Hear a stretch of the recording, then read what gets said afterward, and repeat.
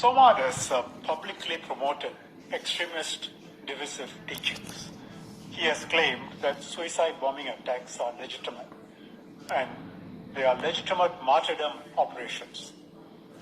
This kind of support for violence, in our view, is very dangerous. He has also made highly derogatory, denigrating remarks about Christianity. For example, he has said that infidel spirits, jinns, he calls them, live on the crucifix. He even tells Muslims not to travel in Red Cross ambulances with crucifixes because, the cross. You think this is acceptable in Singapore? And how would Muslims feel, for example, if we allowed a Christian preacher to come in to say things about the Quran or the crescent in the Islamic context? He advises Muslims to cover up any crucifixes displayed so that they can avoid dying as an infidel. Because the cross is not covered and they die, then they will die as an infidel. And he has said Muslims should not wish others Merry Christmas. He has labeled non-Muslims as kafirs, infidels. He has preached that Muslims should not accept non-Muslims as their leaders. Given that he says non-Muslims could conspire to oppress Muslims and, I quote, slit their throats. You would consider that acceptable in Singapore? These are just some examples. If someone said this in Singapore, ISD would be visiting him or her and they'll be behind bars. So the language, the rhetoric, as you can see, is very divisive, completely unacceptable in Singapore. Racial, religious harmony we consider fundamental to our society, and most Singaporeans accept that. Somad, we have known of him for some time. Some of the people that ISD has investigated in Singapore for radicalization, one of the things we picked up is that they were watching videos of Somad, were following his preachings. One of them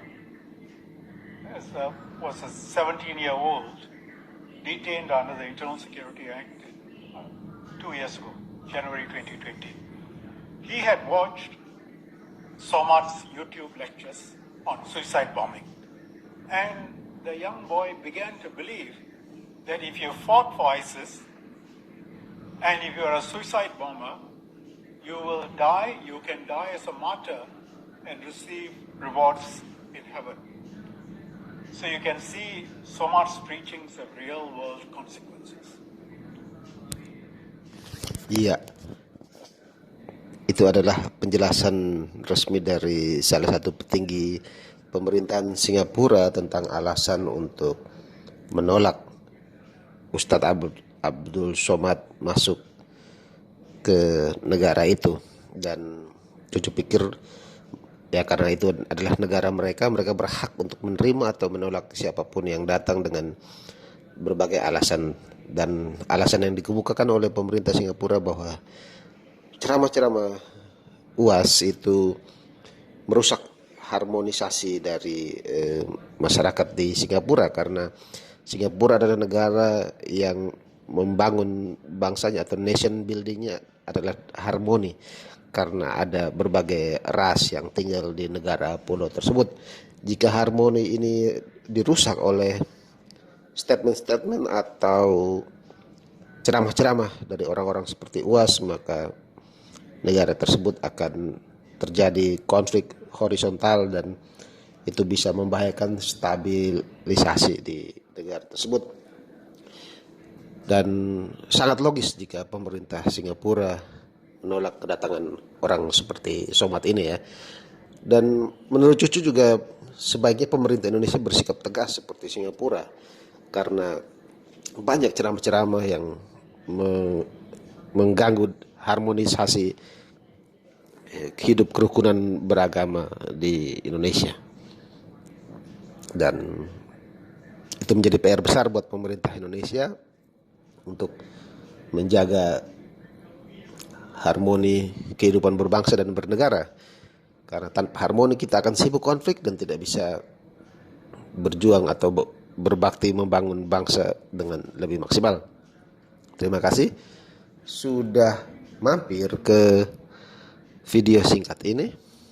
Jangan lupa untuk like video ini, share video ini, dan subscribe serta komen. Semoga kasih karunia Tuhan selalu menyertai kita semua. Sehat selalu. Percayalah bahwa bangsa Indonesia adalah bangsa yang besar dan tidak memberikan tempat untuk radikalisme.